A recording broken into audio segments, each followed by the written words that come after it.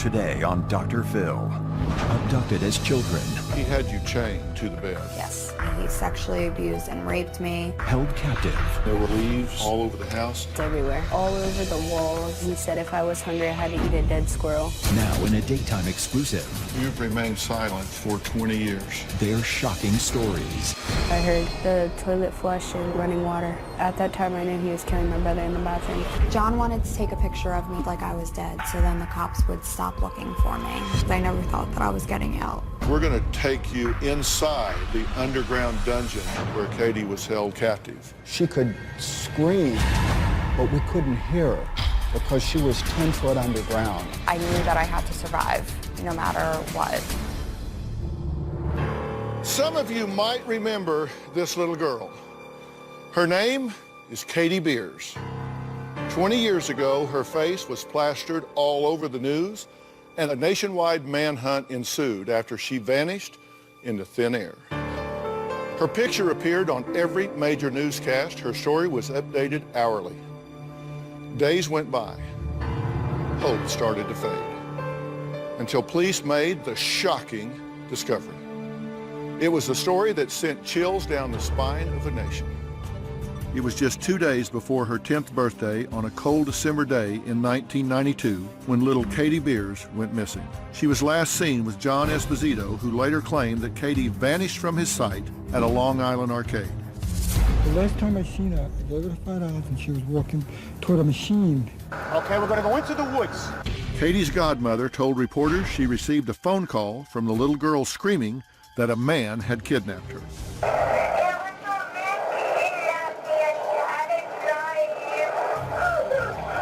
But what police didn't know was that Katie had never made it to that arcade. Instead, she was being held captive inside the home of the man who had first reported her missing. She was in apparently in a secret room in his house. Inside a converted garage, detectives found a bookcase. Behind it was a 200-pound slab of concrete that had to be hoisted by a hook and chain. A wooden trap opened to a shaft that led to a small room, not unlike a coffin, where Esposito kept little Katie hostage for 16 days. Katie, how are you feeling? It was Esposito who ended up cracking under pressure. He led police to his secret dungeon and ultimately to Katie. He was convicted of kidnapping and is still serving a sentence of 15 years to life. In the 2 decades since her rescue, Katie has remained silent, working through the trauma and trying to live a normal life. Now, for the very first time ever, Katie is sharing her story exclusively here with us today. A family friend, John, came by the day of my birthday party at my godmother's house and dropped off a gift for me. He asked my godmother if he could take me to an indoor amusement park to celebrate my birthday.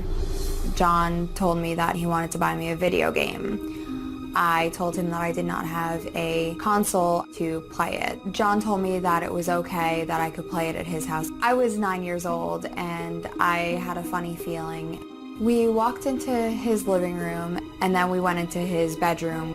I was scared at that point. He then proceeded to sexually abuse me for what seemed like only a moment because I blocked it out of my mind. And then he carried me downstairs and I was kicking and screaming. I noticed him removing a shelving unit from the wall. It was the entryway to the dungeon. There was a toilet that was not attached to anything that had a black garbage bag in it.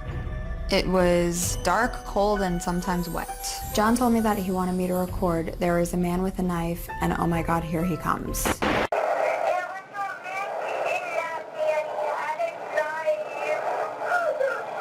I went into survival mode. I braced my back against the door and kicked it as hard as I could, hoping to be able to get out. I was terrified. I turned 10 the second day. During my captivity, John used to chain me by the neck. He sexually abused and raped me. He hit me a few times. I tried different tactics to get John to let me go. Scream and holler, hoping that somebody would be able to hear me. John brought me down food and drinks. I would only eat and drink the prepackaged foods. I didn't know if he was going to drug them. John was making audio recordings of me. I never wanted to hear them, nor allow anybody else to ever hear them. On the 16th day of my abduction, John came down. I could hear him talking to somebody. I thought that he was bringing friends or somebody else to abuse me. And when they opened up the door, one of the gentlemen said, "I'm a cop, you're safe now." And I didn't believe him because I never thought that I was getting out.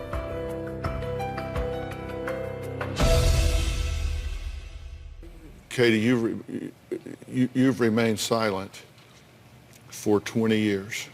Yes. My question for you is why you've decided to talk. Why now? Why here? Why with me? It's just, I felt it was the right time in my life, being now 20 years an adult, gone through school, gone through college, a family of my own. I think that the story of recovery is just huge and profound. You were 9 when you were abducted. You turned 10 your second day. Yes. You were there. You had your birthday in this hellhole. Yes. How does a 9-year-old, how does a 10-year-old talk to themselves when you're in there? What did you say to yourself? I was in survival mode. I knew that I had to survive no matter what. So you said that to yourself. Mm-hmm. Yes. And so you said, I got to stay alive somehow. Yes, I had the will to survive. I wanted to survive so I could go back and live with my biological mother and to go live back with Linda. I've obviously read your book. You talk in here at one point about that he would bring you food. And understand, we're talking here about a 10-year-old child. You had the wherewithal to say, I'm not going to eat anything that isn't prepackaged and sealed up because you didn't want him to drug you. Tell us why.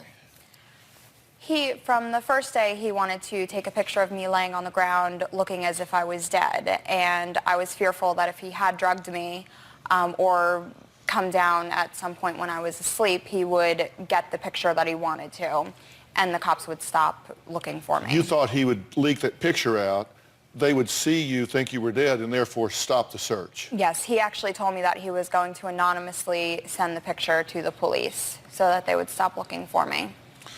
Now, when you were down there and you were on this bed, he had you chained much of the time, right? Yes, he had a chain that he would put around my neck. He realized quickly that my wrist could come out, so he didn't bother with that anymore. So just put it around your neck. Yes. And chained you like to the bed. Yes. At that point. You said you wanted to stay alive to get back to your aunt. Yes. As sad as it is, you had been molested before. Yes. By Sal. Correct. Now, who was Sal? Sal was my godmother, who I called Aunt Linda. That was her husband. Uh-huh. So he molested you. You go to your Aunt Linda. What did she do when you told her? She told me that We'll bleep it out. Go ahead. She told me that I was a liar and to get out of her face. Okay, and you were how old at the time? I believe that I was about 7 or 8 years old when I finally told her. So now you're in captivity, and your best alternative is to try to stay alive to get back to this woman that won't protect you from the predator that you have at home. Yes. But yet you still have this will to fight and live. Yes. I said this as a cautionary tale. I've written and released a book recently called Life Code. I actually did it with my son, Jay. I've got a chapter in it called Parenting in the Real World. It talks about the fact that as parents, and you're a parent now, we need to prepare our children to live in the real world, and it has real predators in it, and it has really bad and evil people in it.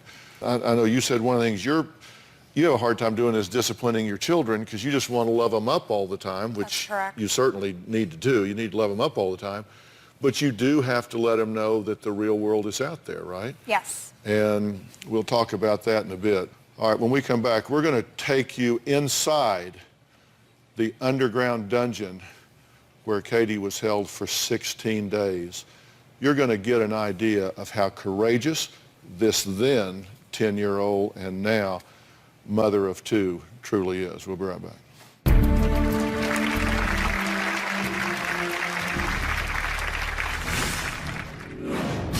Now you are seeing a concrete cover. This will expose the shaft, a drop down of about 7 feet where Katie was pulled and pushed into. And later, He tied my hands and legs with a rope. There was a plastic bag that he had laid me over top of. Later I found out that he had laid me on their dead bodies in the car.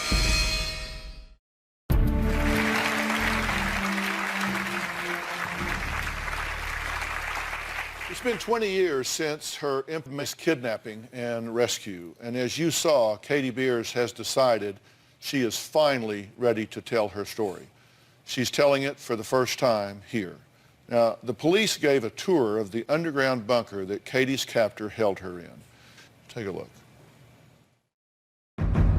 Each and every time he went to this room, and this wheel is taken, and now you can roll that entire wall unit forward. You roll the underlayment foam back. Now you are seeing a concrete cover, and concealed above in this hanger system is another hook. This come-along he kept in the garage. There's a little cutout handle that allows you to reach in and pull up the plywood cover. This will expose the shaft, a drop down of about 7 feet where Katie was pulled and pushed into. The only way you could get through it is on your stomach or on your back. The original dimensions of the room were described, I think, 6 foot by 7 foot by 6 foot high. But Katie didn't have free roam of that room. Within that room was a suspended box. Occasionally, when he let her out of the box, she could get to this part with him present. But very often, of course, she couldn't hold herself and she relieved herself underneath the TV. The only light that she had was the television. That was her contact with the outside world. Had Mr. Esposito not come forth, I don't think we ever would have found Katie. Well, former FBI profiler and NBC criminal analyst Clint Van Zandt was the FBI agent assigned to Katie's case. Now, Clint was one of the first, if not the first, to enter the bunker after Katie's rescue. This is the first time you've gotten to meet Clint. That is correct, yes. How does it feel to put a face with a name? It's interesting and surreal. Yeah. You say this is worse than Silence of the Lambs. And we all remember in Silence of the Lambs, at the end, the senator's daughter was in a big kind of well in the middle of a basement. It was just a round hole in the ground. This was so much more. This was so diabolical. I mean, this was something in this man's demented mind that he had built, labored secretly at nights, building this under his house, and said that it was only going to be for Katie. You were somehow his perfect victim, but you were tough. You blew that idea of a perfect victim. We've created an animation that shows the sophistication of this bunker in 3D. And maybe you can walk us through this. Sure. This starts with the bookcase being pulled out. Yeah, you walk into this area and you pull the carpet back, you pull the tile back. There's a 200-pound weight that you have to crank up. Then you drop down this shaft 6 feet till you fall into this underground chamber that was completely soundproof to the outside world. There was a quasi-chemical toilet that was down there. There was the bed that Katie was chained to. There was the television in the corner. And my recollection was you had the ability to see outside, to see in the yard, kind of one way, see or hear through closed circuit. The closed-circuit TV was on the exterior of the room that I spent most of the day in, so I would be able to see the true outside world when he would come down. You talk about Dr. Phil, a silent scream. Katie could see law enforcement, FBI, police outside. She could scream, but we couldn't hear her because she was 10 foot underground. Here's a picture of the bunker being raised out by a crane. They're taking it out, ultimately. How long had you known this guy?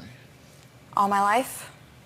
So he had been around a long time. Yes. Yeah, we're going to talk about that when we come back. So what were Esposito's plans for Katie? If he hadn't cracked under pressure, what did he want to do with her long term? More of my exclusive interview with Katie when we come back.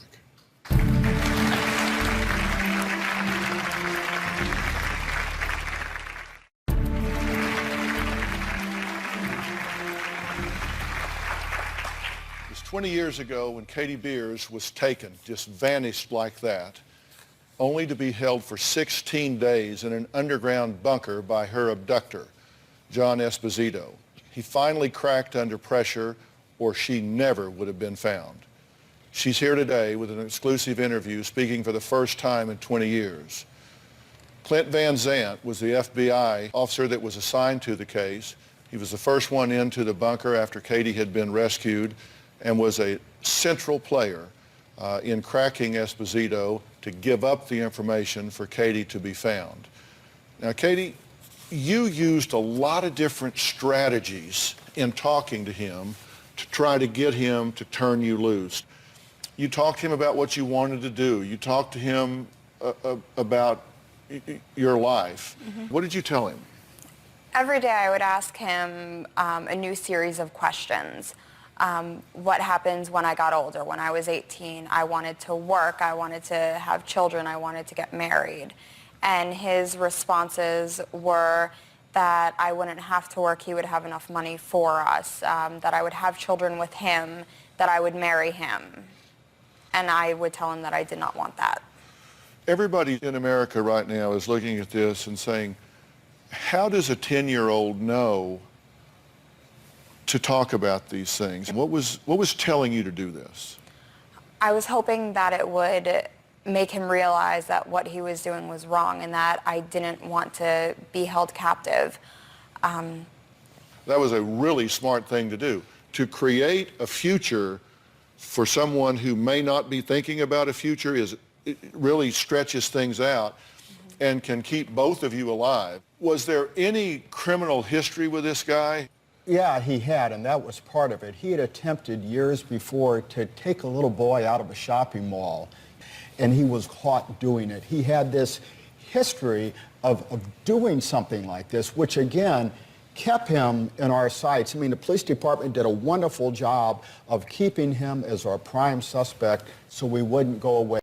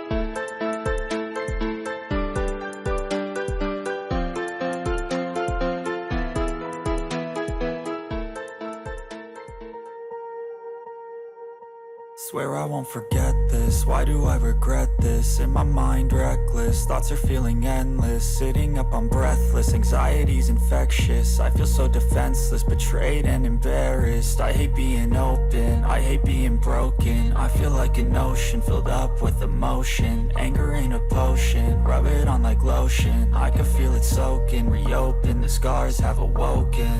I can't move on till I let go. I feel so lost, never at home. Need to be strong, every breath hold. Cause I can't move on till I let go. I can't move on till I let go. I feel so lost, never at home. Need to be strong, every breath hold. Cause I can't move on till I let go.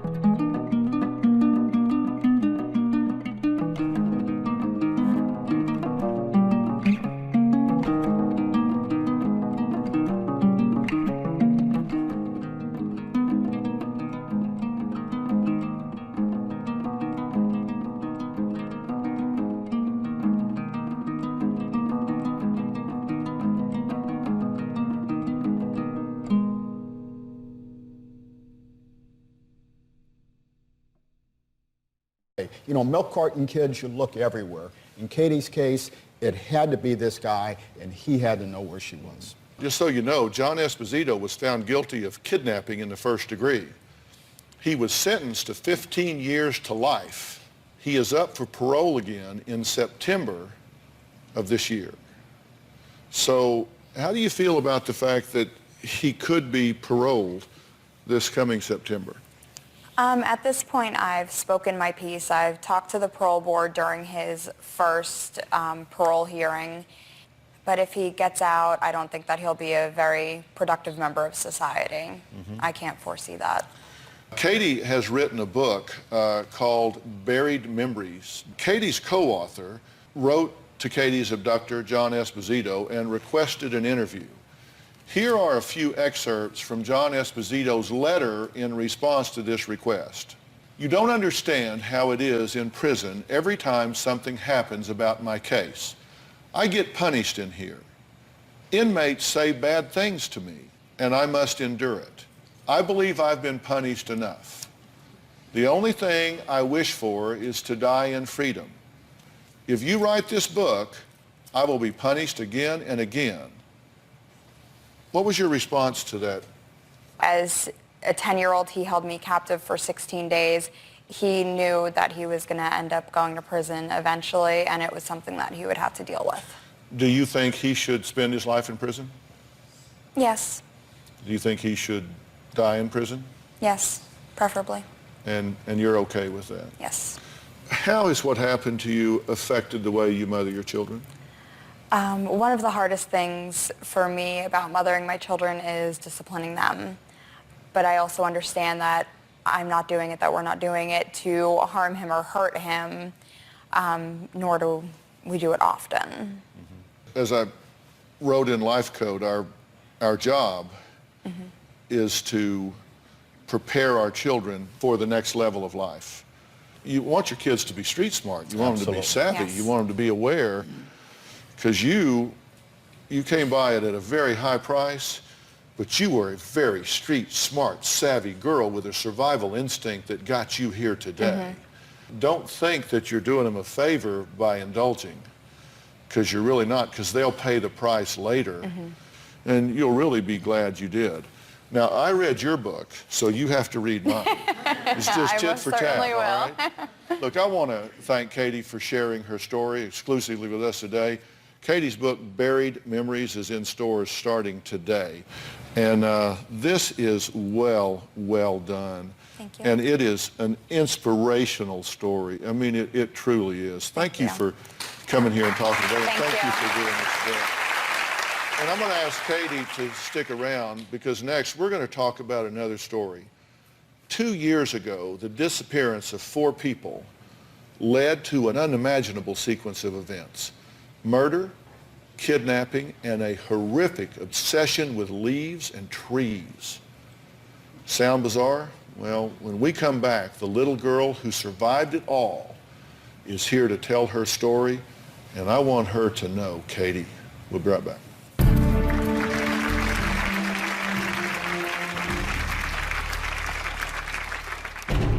Sarah was found bound and gagged in the basement of Hoffman's home. He put me in the basement. I saw leaves everywhere. The leaves were all over the walls.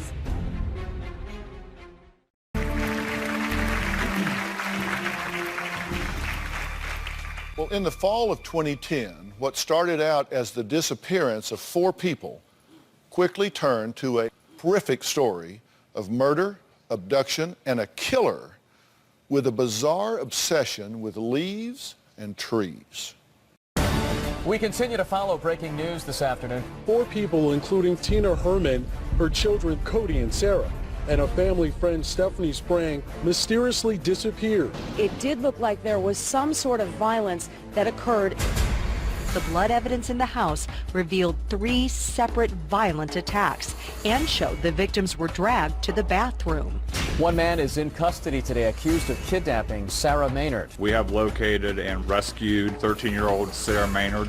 Sarah was found bound and gagged in the basement of Hoffman's home. A SWAT team rescued the girl and arrested Hoffman. In the end, Hoffman does cooperate. Well, deep in the woods behind me is where deputies found the 3 bodies. They were in trash bags placed inside a hollow tree.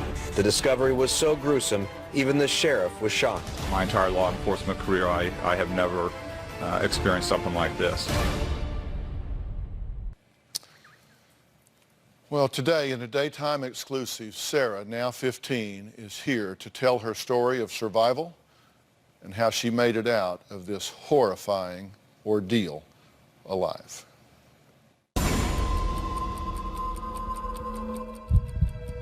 My brother and I got home from school that day and noticed that things were weird. When I started to take my shoes off, I looked down and saw blood. When I started to go down the hallway, there was a guy who came out real fast. I got to the phone and dialed 911, but I didn't hit talk because I thought that if I called 911 that he'd kill me. He got out his knife and cut me on my finger. There was already blood on the knife that he had in his hand. I saw blood everywhere. There was blood on the walls, all over the floor. That is the moment when I began to think he killed my mom. He tied my hands and legs with a rope and then put me in the kitchen. At that time, I knew he was killing my brother in the bathroom because I heard the toilet flush and then I heard running water. He told me to sit up so he could blindfold me and gag me. He had put me in the back seat of my mom's friend's Jeep. There was a plastic bag that he had laid me over top of. Later I found out that he had laid me on their dead bodies in the car.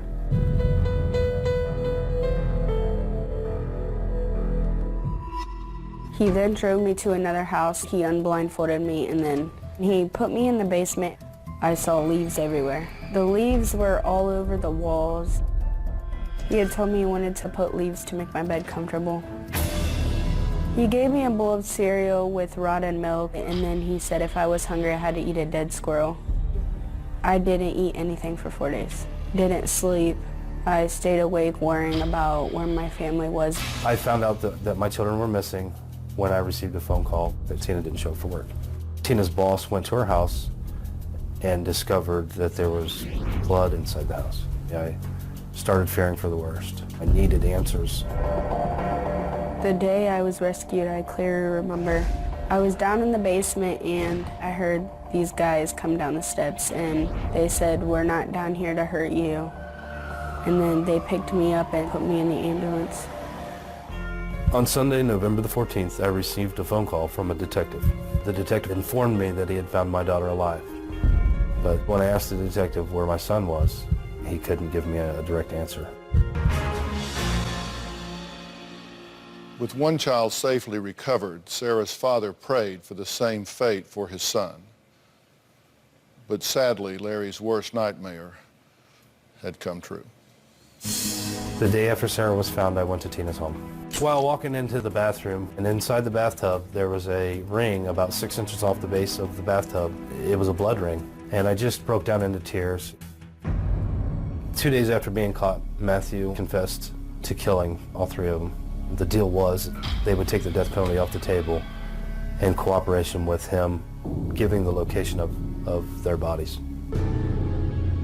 Matthew told the police that he had put the bodies in a tree. Matthew Hoffman was infatuated with trees and leaves. Matthew requested that the tree where he had placed all their bodies at not be cut down. The prosecutor agreed to that, and the minute that the bodies were extracted, they cut the tree down.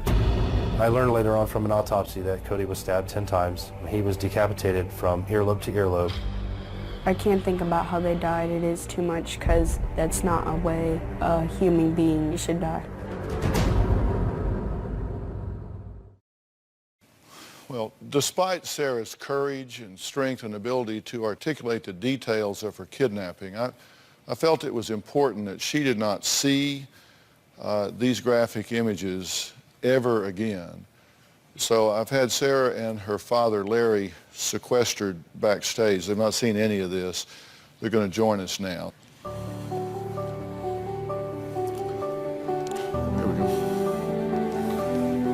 Sarah, good to meet you. It's a pleasure to meet you. Sit down. Thank you. It's been 2 years. Tell me how you're doing with all of this, how you're doing mentally and emotionally in adjusting to not only what you went through personally, but to the loss of your family members here. I'm doing good. I just try not to think about it every day, even though it's hard to move on, like not having a mom or a brother, but you still gotta be strong and just live past through it. And how are you doing with all of this? I mean, it's just not natural for parents to bury their children. It's the greatest loss of all. I mean, you know, as far as, your heart being completely broke, it's like the worst that you could ever imagine. How did this come about? Why do you think you were targeted here? Why your family? There were some officers that said that Matthew might have been infatuated with my daughter. He might have seen her somewhere or something, just like a predator. Did he talk to you? Why do you think he kept you alive? I think I just listened to everything he told me to do and just tried to stay positive, thinking that I would live through it, and just thinking about what had happened to them and just staying strong. He took you out of the house and took you to his house, right? And there were all of these leaves all over the house. Why? Why did he say they were in there? No reason. Have you cried about this? Has this been painful to you emotionally? What's been your reaction to it? It's been painful inside, but I haven't really showed any emotion.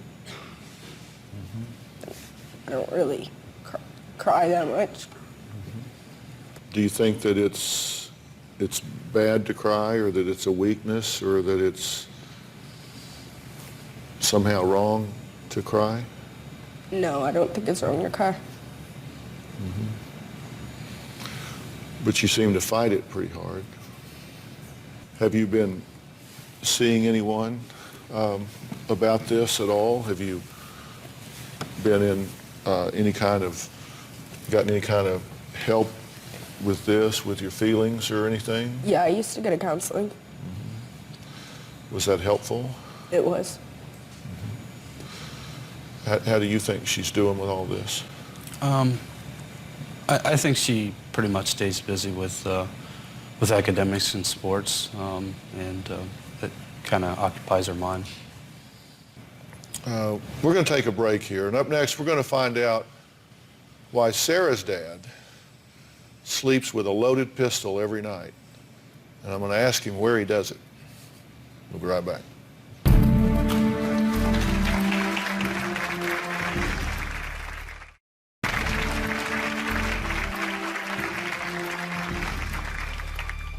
Two years ago, Sarah walked into her home and found herself in the middle of an unimaginable nightmare. Her mother and brother and a family friend were brutally murdered. Sarah was held captive on a bed of leaves by a killer who had a bizarre obsession for trees. When I had first brought Sarah home, she was very fearful that somebody was going to hurt her. She thought there was more than just Matthew involved, and she was scared that they were going to come after her and kill her. I enrolled Sarah in counseling the day after I'd brought her home. I didn't go back to school for 4 months. The kids were mean. They would tease me about being raped in leaves. Sarah still has nightmares, not as frequent, but every now and then she'll have a nightmare where I'll have to physically go and wake her up. I have a dog named Elsa. She used to be on the canine team that was searching for my mom and my brother. My dog always sleeps with me every night, and if anybody were to come in our house, she'd attack them. I don't sleep in my bedroom in my bed anymore. I sleep in my recliner with a loaded gun. And the reason why I do that is so I can protect my family. I have this chair positioned where I can see both doors in my house. When I found out how my son was murdered, it shook me to the core of who I am. The only times I really cried is when they first died and the funeral. I try to let it not get to me. I get detached from it. I tell Sarah that there's one of two ways that she can handle this. She can let this destroy her life and ruin her, and which is exactly what Matthew Hoffman wants. Or she can use it as motivation and live life the way she wants to live it. You sleep with a gun every night. That's correct. I feel that I can best protect my family from my living room in my recliner with my loaded gun. Mm-hmm. Do you sleep? Not very much. A couple hours. Kind of in and out? Yeah. Yeah. How do you sleep at night? I have nightmares, but I sleep. What do you see in your nightmares? People chasing me, killing me, burning me. How long has it been since you've seen anyone professionally? Therapist, counselor? Probably about 6 months, maybe. About 6 to 8 months, yeah. Yeah. The two of you have written about this, and this can be very helpful to do this in a sense. The book is The Girl in the Leaves, and it's by Sarah and Larry. And I've studied this book just as I did your book, Katie. But there comes a time where you need to start looking at this in a different way, and you need to move in to a grief process in a very focused way for both of you. And you can provide some real leadership for your daughter here. The worst thing in the world you can do is to focus on the details of this. And those memories, it's part of the God's grace.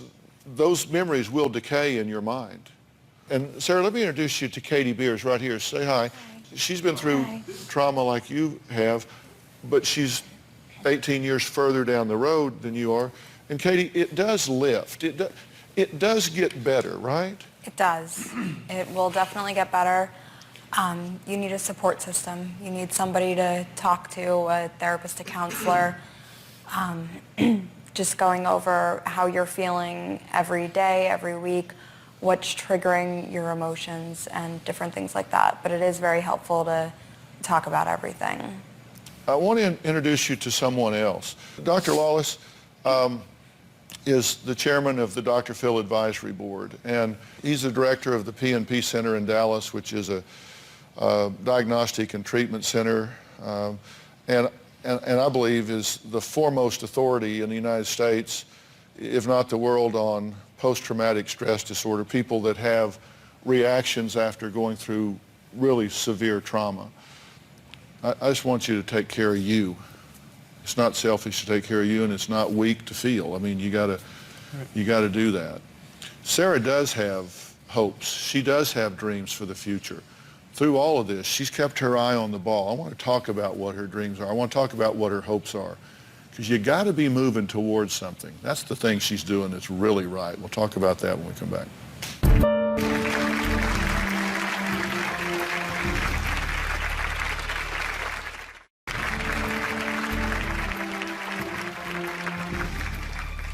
This is a baseball that we gave out to everybody that attended Cody and Tina's funeral.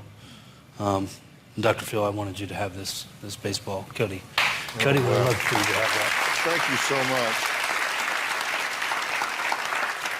much. I will put that in a place of honor in my office. Okay, thank you very much for that. Sarah says that in the future, she's a ball player too. She says she wants to go to the University of Florida. She wants to play softball, right? Well, we have a special guest with us today who was inspired by Sarah's bravery and wanted to meet her. So I would like for you to welcome Danita Nisus, Executive Director of the University of Florida Alumni Association. Hi. How are you? Let's see right here. I'll turn it over to you. Okay, first things first. You got to look like a gator if you want to be a gator. So we have this for you. Put that on. Oh yeah, here we go. Here we go. Now we're talking. Yeah. We reached out to our gator clubs in Ohio, and they responded in true gator fashion. The Gator Clubs in Ohio are going to raise scholarship support for you to attend the University of Florida.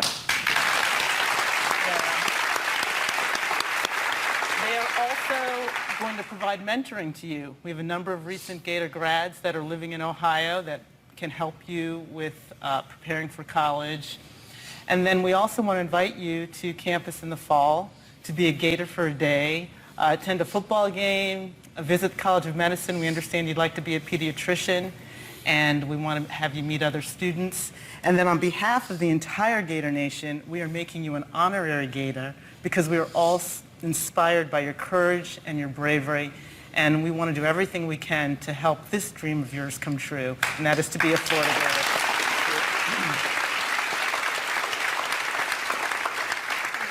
Thank you so much. Thank That you, is Dr. so Phil. wonderful. Thank you very much. All right. Sarah, Larry, and best-selling author Robert Scott have written a book called Girl in the Leaves. It's available in stores now, and everybody in the audience is going to get a copy. All right?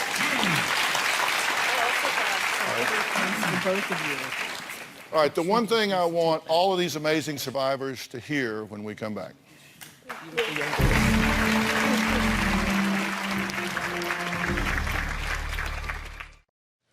Listen, I just want to talk to every parent out there. You have to believe your children. When your children come to you and say, listen, something's not right in my life, somebody's bothering me, somebody is doing something that is making me feel funny, you have to believe them. It's what I call a false positive system. I would rather go investigate 1,000 situations where nothing is wrong than fail to investigate a single one where something is wrong. But you cannot do what happened in your situation, Katie. Get out of my face, I don't believe you. A special thanks to former FBI profiler Clint Van Zandt. Really, thank you so much. You made a difference here. Be sure to pick up copies of both of these books, Katie Beer's Buried Memories and Sarah and Larry Maynard's Girl in the Leaves. Both are in bookstores now. My new book, Life Code, The New Rules for Winning in the Real World. I'm very proud to say that my book is being published by my son Jay's publishing company, and right now It can only be purchased through their online bookstore, thebooknook.com. That's where it's available now in an exclusive pre-sale. It won't go on sale in bookstores until February 5th. And everybody in the audience is going home with a copy, so everybody here will have a copy. For more information on today's show, please go to drphil.com. Thanks so much.